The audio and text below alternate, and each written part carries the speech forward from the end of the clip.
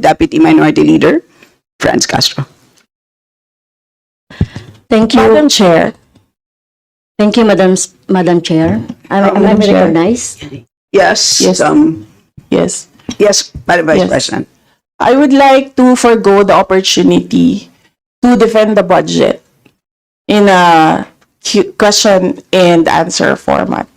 I will leave it up to the House to decide on the budget submitted.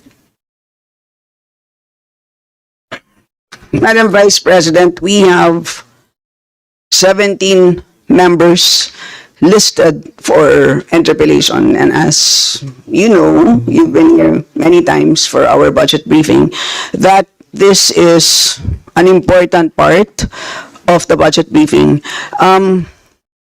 The GAA, the General Appropriations Act, is arguably the most important piece of legislation every year, at kasama po ito ang pagtatanong at pakikinig po sa sagot po ninyo ay napaka-importante pong input sa amin pong trabaho.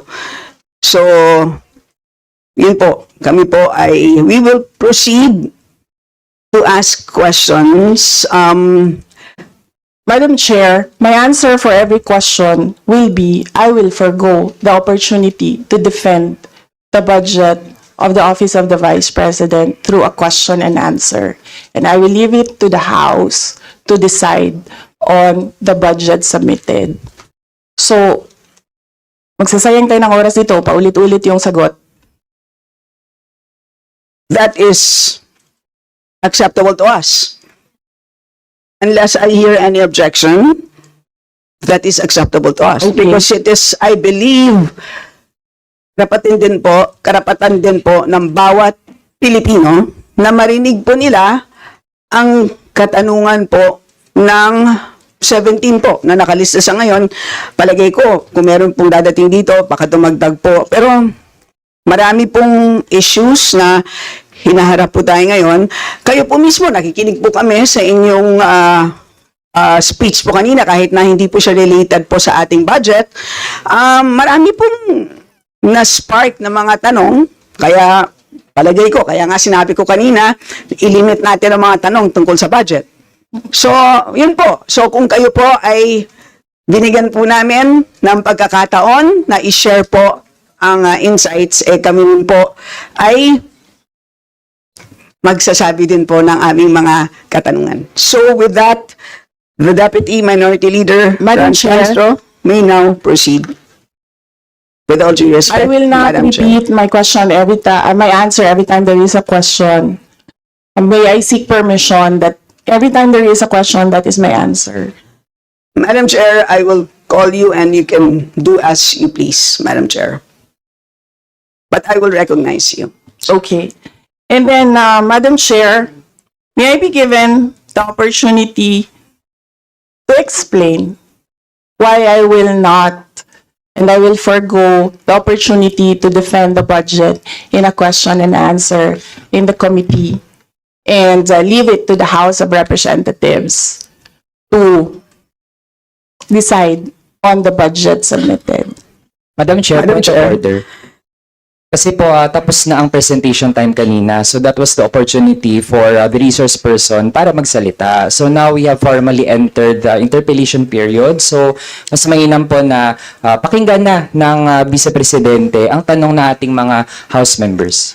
Tama po. So, the Chair agrees with the Honorable Chair. Manuel. Excuse me, We will Madam Chair. proceed with the question and Excuse me, Madam Chair. Wait or order. please wait to be recognized, sir. So, we will proceed That's my at this point point. of order, Madam Chair. And what is your point of order? May we know the rule on which your point of order is based? The Honorable Bautista, may we know the rule on which your point of order is based?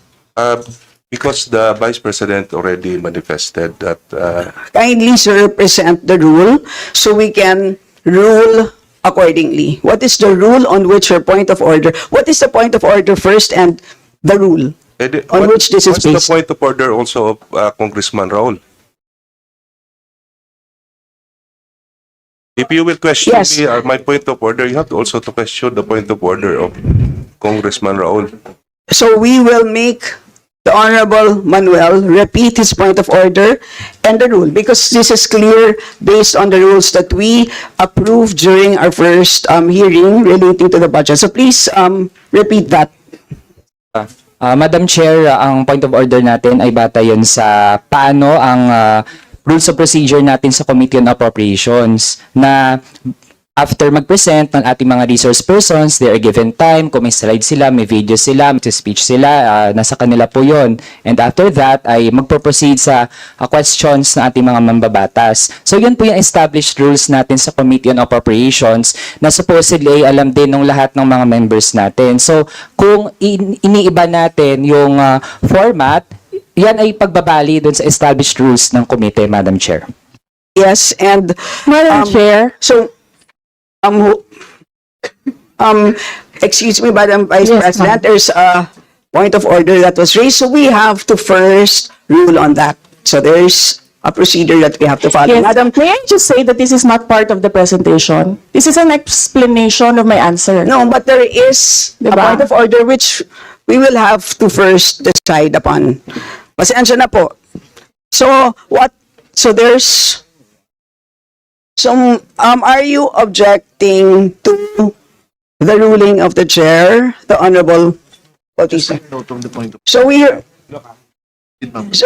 have taken note of the point of order, which we have accepted, and at this point, the chair rules that we shall proceed. So the Honorable Franz Castro may now proceed with her interpellation. You have the floor, ma'am.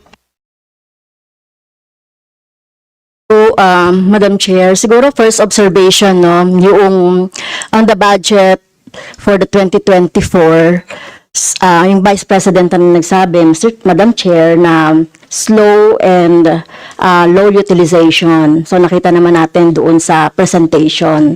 So, yung utilization ay napakababa. Pero, syempre, comment ko lang, no, mas mabilis siya sa confidential funds. 100% in 11 days. Madam Chair, So, Madam Chair, so according to the utilization of the confidential and intelligence funds submitted by the COA to us, no, so we have here surveillance and monitoring. Sabihin ko lang, Madam Chair, no, yung purchase of information out of 125 million confidential funds in 2022, purchase of information 14 million, payment of reward 10 million, rental and other incidental expenses relative to the maintenance of safe houses 16 million, purchase of supplies 35 million, provision of medical and food aid 40 million, payment of incentives or traveling relative to confidential operations, 10 million. So a total of 125 million conducted surveillance in 132 areas in 11 days. So 100% utilization. Madam Chair, I have also here a report about the notice of disallowance. According to the notice of disallowance, the COA disallowed 73,287,000 out of 125 million confidential funds used by the OVP in 2022. So this is 58.63% of the 125 million. So can you confirm, the Vice President? Madam Vice President. Madam Chair, since you allowed her a snide comment, you will allow me a snide comment as well. So my question Diba? is, Madam, can you yes. confirm? Yes. Yeah, okay. Diba? Okay. Yes, Madam Chair. So, Before you proceed, may I remind both our guests and our resource You should have persons reminded her to when she said the refrain line, diba? I called your attention, Madam Chair. You did not recognize me. So, ngayon, sasabihin ko na, if you allowed her that, you allowed me a snide comment as well. I don't recall hearing a snide comment, Madam Vice President. Ang snide comment, that's a matter of judgment. So please proceed Secretariat, please Madam proceed, Chair, ma'am, I would like the with your- Secretariat to repeat the first 3 lines of the Well, comments. point of order, Madam Chair. Point of order, Madam Chair, kasi parang... So let's please proceed with the answer. Point of order, Madam Chair. Madam Chair, kasi parang siya yung nagpe-preside eh. Yes, May that's ganun right. talaga ang buhay, ma'am. Kasi inutusan Madam mo Vice yung President. secretariat natin sa Committee on Ganun Appropriation. Yes. Alam mo, Some ano, order, diba? please. So, Yes. okay. Thank you, Madam Madam Vice Chair. President, please proceed with the response. There's a question. Please proceed with the response. Madam Chair, I do not understand bakit a person convicted of child abuse is still sitting in a seat. Point of Of the order, House of Madam Chair, ito yung sinasabi Representatives. natin na dinadivert ang usapan sa ating budget hearing. Kung nagawa po niya yan sa Senado, Madam Chair, dapat hindi natin yan pahintulutan dito sa Kamara. You allowed her a snide comment and then you will not allow Please wait me a to be snide recognized. comment? Excuse me, our members and our guests. I warn please, you. Please wait Don't to go be into this rabbit hole. Please wait to be acknowledged before you speak. Okay, so at this point, Honorable Manuel. Yes, Madam Chair, again, it's another point of order kasi kapag may mga deliberation tayo, we should stick to the topic. Hindi pwede, Madam Chair, na dinadivert natin yung usapan para hindi natin sagutin yung tanong ng mga mambabatas natin. This is actually the best opportunity, formal proceedings, nakikita po ng publiko para malaman anong sagot ng Vice Presidente. So, hindi po natin napapayagan ang ganong mga argumento na hindi naman tumutumbok dun sa topic natin. So, Madam Madam Vice Chair, President, there's I will a make this question. easy So for please- you. Please make Sige, ma'am. your responses direct to the point. Sige, ma'am. I will make this easy for you. What rules are we using for this budget hearing? We have our rules Yes, ma'am. adopted by the Committee on Appropriations. Right, okay. We searched for that rule. So, we only found the general rules. So, we have a copy of the rules for the budget hearings. Well, as far as I'm concerned, mas importante ang rules para sa amin. Kayo po, ang kailangan nyo lang marinig is yung acknowledgement for you to begin to speak. Yun lang po ang pinaka-importante para sa guests. Sa totoo lang po. Yes, ma'am. So, ang pinaka-importante, yes, you may proceed.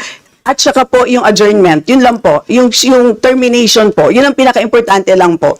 For the rules, yun ang ay importante para sa members. But we may provide the copy to you. Yes, So ma'am. please proceed and answer the May we question. request a copy? Yes, yes, absolutely. But Yes. please, there is a question.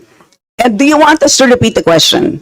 And we will not penalize you all the time. I don't You can repeat the facts from the notice of disallowance. I don't need the repeat of Honorable the Franz. question. Yes, Honorable Franz Castro, you may repeat your question on the notice of disallowance, I believe. Yeah, tama, Madam Chair. So, according to COA, the notice of disallowance is amounted to 73,287,000 out of 125. At ito po, Madam Chair, yung mga breakdown ng mga disallowed na mga na mga purchases. So reward payment of 10 million, payment of rewards, various goods 34.857 million, payment of rewards, medicines 24.93 million, tables, chairs, desk, computer and printers 3.5 million. So, ang question, Madam Chair, so yung letter A, B, and C, so nakita naman natin nandoon yung sa joint circular. How about yung ito, no? How about yung mga tables, chairs, desktop, computer, na umabot po ito sa 3.5 million. So, pwede bang maipaliwanag kung bakit ito pinurchase, Madam Chair? Madam Vice President. Madam Chair, I still request for the rules of the budget hearings. Okay, Vice President. gusto mo sagutin ko, ma'am. Yes, Madam. This is a hearing of the budget of 2025. Nasaan dito ang confidential funds? Yung tanong niya, Madam confidential Chair. funds. Nasaan dito?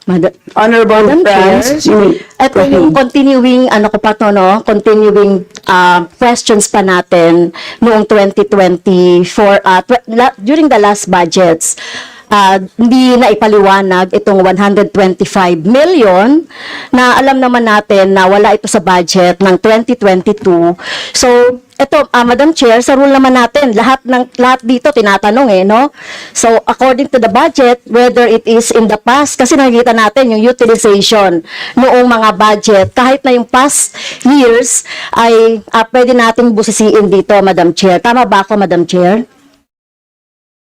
I will agree with you, the Honorable Franz Castro. You may proceed, Yes, Madam ma'am. Vice President. Yun yung sagot ko, ma'am. Nasaan ang topic natin dito at ang pinasubmit ninyo sa amin is the budget proposal of 2025.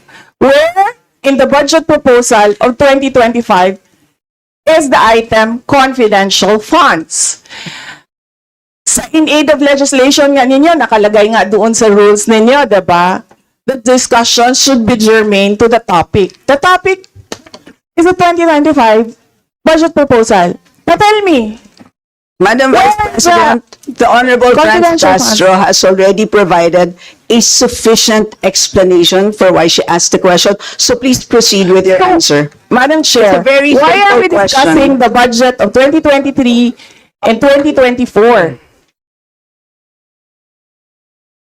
Honorable Franz Castro. So, kung ayaw niya sagutin, Madam Chair, so let me go through na lang with my question. Kasi related naman ito. Remember, Madam Chair, question natin ito noong last year, at yung 125 million na ito ay hindi ito maipaliwanag, no? Dahil nga confidential no? Nagtago sa word na confidential. At ngayon, kailangan nating maipaliwanag at it is in the interest of the people. Yung 125 million na ito, Madam Chair, kaya kailangan ito na mabusisi at kailangan ito maipaliwanag ng OVP. Kaya hindi tayo pwedeng questionin ng mga rules, questionin ng mga topic, etc. Dahil related din naman talaga ito sa budget, Madam Chair. Madam Chair. Madam Chair. Yes, you may Yes. proceed. I request that the chairperson of the Finance Committee preside over this hearing. Madam Vice President, with due respect, you are not allowed to do that, Madam Vice President. You are not allowed to introduce any motion. You are a research person in this Not- hearing, Madam President. I did Vice not move, President. ma'am. I requested the same as vein. your research person, I requested So that the your request chairperson is of the denied, committee. Madam Vice President. Just please answer the question. The issue on confidential funds falls squarely within our discussion of your 2025 budget. Narinig mo yung sinabi niya, ma'am? Narinig mo please proceed. Nakikinig ka sa kanya kanina? Absolutely. Walang rules dito. Please proceed and answer the question. It's a very simple question. Di ba? Please explain the specific spending on those items that she enumerated, amounting to a total of, Honorable Franz, do you want to Amounting repeat to a that? total of 73.287 million. So, dahil may notice of disallowance, so ibig sabihin, Madam Chair, illegal ito at not in accordance with the joint circular by the COA, DBM, and other related agencies. So, kung ito ay dinisallow, so ibig sabihin, illegal yung paggamit nito. Madam Chair, nitong mga items na binanggit ko po, Madam Madam Chair. Chair, Yes, Madam Vice President. you cannot allow a member of the House to just claim that it is illegal.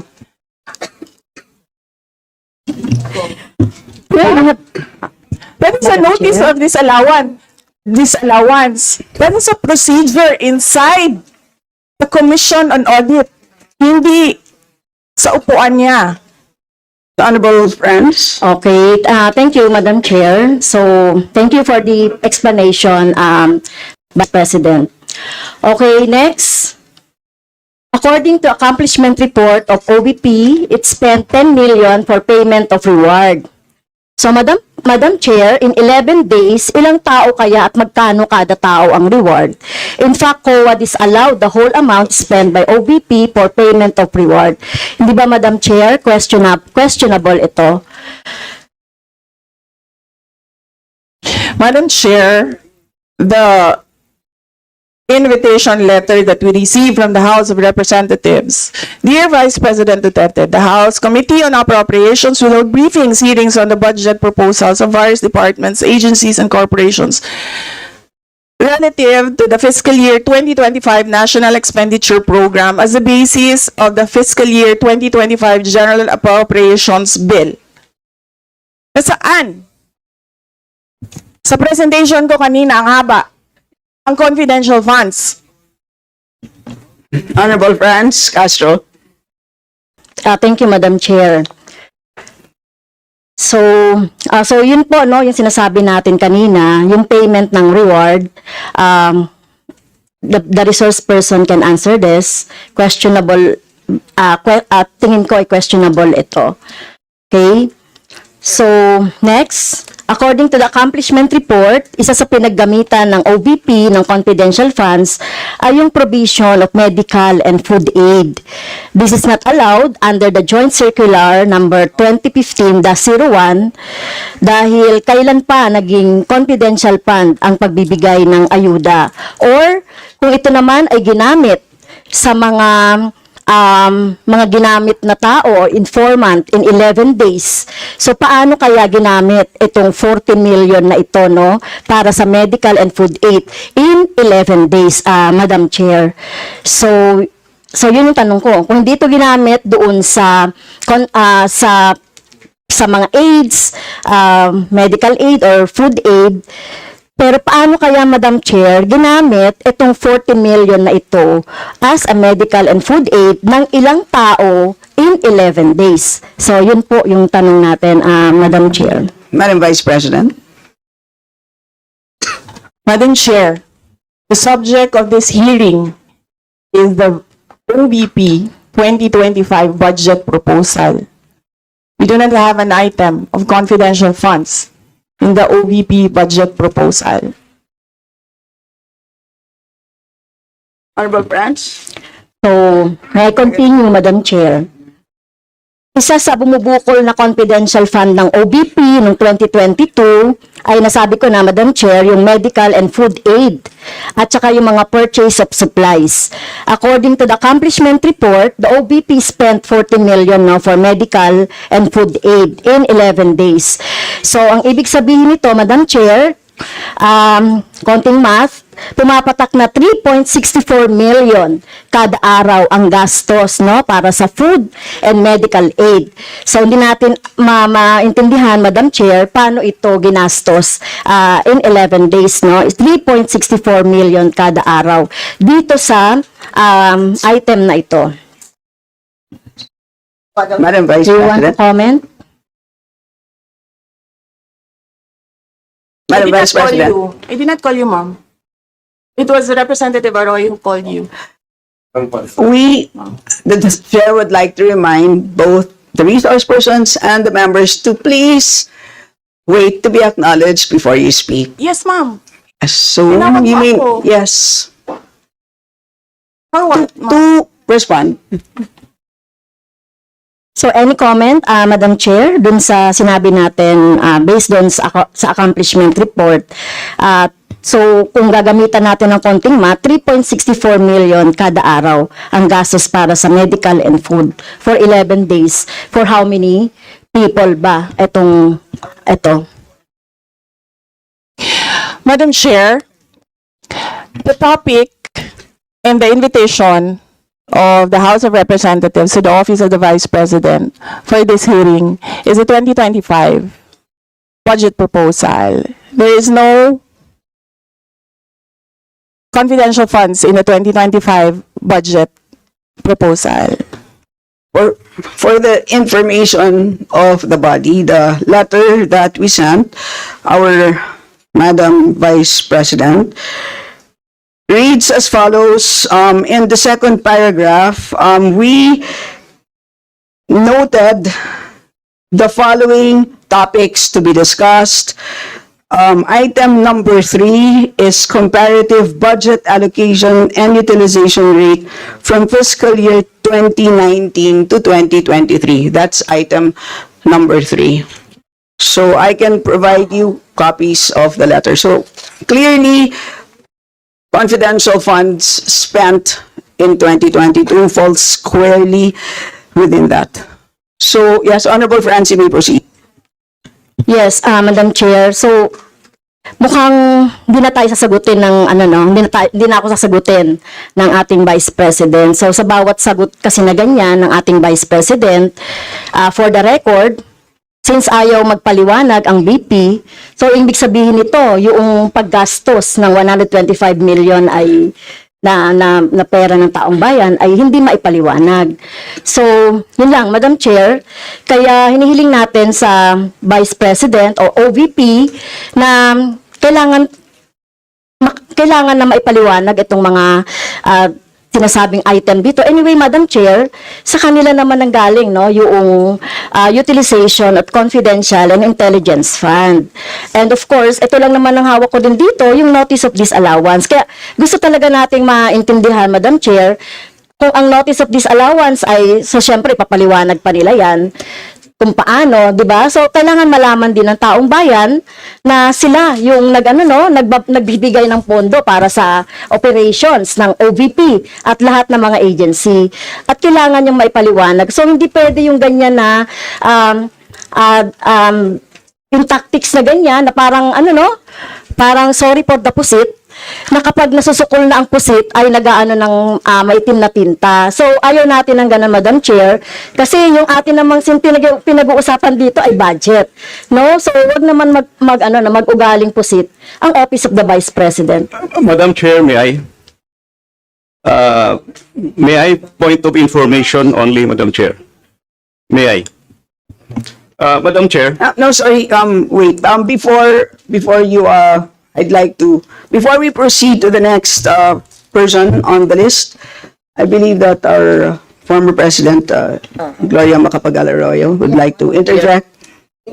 Observation made in relation to the point of order, because in the beginning, it was settled that the issue would be the 2025 budget. And in all our hearings, to what I recall, when we want to question something about performance, we question the 2024 budget, not the 2023 budget. What is being questioned now is the 2023 budget, which was discussed very extensively last year. And that is the reason why the House removed the confidential funds. So that issue has already been, to my mind, for purposes of the budget hearing, laid to rest. So that's my observation, Madam Chair. We note that, Madam former President, but of course we know that yung pong pondo ng 2023 ay of course pwede pa rin maging continuing appropriation hanggang 2024. So in the same way, 2022 pwede maging continuing pa rin 2023. At alam din po natin, last year pinagdebatihan po natin ng matindi itong 2022 confidential funds, and in fact, we left a homework for the COA. Sinabi natin sa kanila na kailangan nilang tapusin ang audit by November, I believe mid-November of last year. And since then, hindi na natin alam kung ano nangyari. So that's the reason for why tinatalakay natin ito. And it's a big amount of money. I believe we owe it to the people to understand what happened. Of course, tinanggal na natin noong 2024. Gusto natin malaman, tama ba yung ginawa natin? Kasi baka naman nagkamali tayo. So, I think it's worth assessing what we did in 2024 in order to know what to do in 2025. So with that, let's proceed with our next Madam Chair, interpreter. may I? Is this just a point of order? not a point of order, but We will I would only, just we will, you may wish want to to be a be, rejoinder of what you may wish to be, unless it's a point of order, you may wish to be listed. I can put you here, sir. parliamentary inquiry, Madam Chair.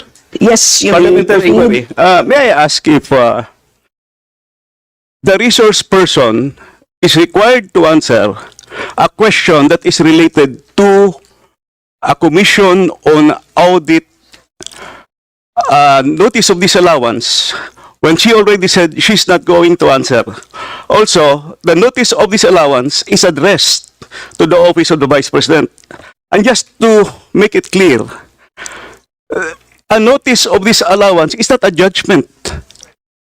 It is a request. It is an order from the Commission on Audit for the particular office to explain what are the particulars. At saka hindi na yan legislation side. That is already on the accountability side in the budget cycle. So, my parliamentary inquiry, Madam Chair, is that nagsabi na nga siya na hindi siya sasagot and it is related to the COA notice of disallowance. And, just to add, sinabi na rin ni former President, it was thoroughly discussed in the previous year. In fact, tinanggal sa budget ng 2024 yung confidential fund. And we know that there's a pending case on that also. To discuss that further might somehow prejudice or be biased whatsoever. So, yun lang po, Madam Chair. Alright, salamat. On your inquiry, the only requirement is to provide a direct response on the question. Meaning to say, a response that is directly related to the question. Meaning to say, kung may question at ayaw niyo pong sagutin nyo ng diretsahan na hindi po ako sasagot dun sa tanong. Ang problema po kasi, ang response ay naging hindi related dun sa tanong. Halimbawa, may tanong, ang sagot ay paglalarawan doon sa nagtanong. So, hindi naman yon klaro na hindi yon directly related dun sa tanong. Kaya, yun po, I think it's a reasonable ask. If there's a question, you may or may not answer. You're not compelled. But you just please say, I do not wish to answer. That's it. At least we know it's a direct response. And with that, we move to the next Madam Chair, person on the list. Madam Chair. Madam Chair. Hindi na po tayo matatapos. yan ang sinabi ko sa iyo kanina. Ayaw mo maniwala sa akin eh. Aabot talaga tayo ng bukas dito. Diba? Madam Chair, Is this an inquiry regarding... he said, Yes, and Yes, please, ma'am. I remind also our Yes, ma'am. resource persons to please act in a respectful manner. Pasensya na po, hindi po kasama sa poder ninyo ang pagpa-fire ng presiding officer ng hearing na to. So yes, you may so proceed if po. you allow members of the House of Representatives lines like what you just said, like pusit, bakit mo ako kinukrucify for saying a fact that somebody is convicted of child abuse sitting in the chair? Pusit, and then I cannot fire the presiding chair. So bakit? Yes, we Bakit napaka one-sided nito, ma'am? noted po. Dahil ba madami kayo dyan sa kabila at nag-iisa ako dito? We note all your comments, ma'am, and let us now proceed. Thank you, ma'am. Thank you, ma'am. Madam Chair, point of order. Yes, the Honorable Benny Abante. I just came in and I hear this. We're not talking about the budget. We're accusing each other here. I'd like to find out from the resource speaker if this is the kind of hearing that we're going to have. Sir, I am not the presiding officer of this hearing. I know. Yes, sir. But the thing is, you're asking questions, Madam Chair. The resource speaker does not have any right to ask questions. Or do you have? Where is that Madam Vice in your President, rules that Madam a Vice resource President, person this is cannot a budget hearing. request for clarification? Some order, please. Some order, please. Yes, Honorable Benny Abante, you may proceed. I'm just asking a question to our resource speaker. You know, because she's asking a question and she's accusing some of the members of this committee. I just would like to find out if we are the ones that have the right to ask questions, and her right is to answer the questions of the committee. Okay, so Yun with lang that- po sa akin yung point of order, Madam Chair. Yes. I think you understand me, Salas. Madam Vice President, am I right? No, sir, I'm gonna ask No, so- the chair to ask you to clarify what are my Yeah, accusations. please wait to be recognized, ma'am. Pasensya na po. So again, I'd like to remind our resource persons that you are here, you're invited to answer, to present, and you've done that. Thank you very much. And at this point in time, you're here to respond to the questions of our members, and we request you to please respond in a direct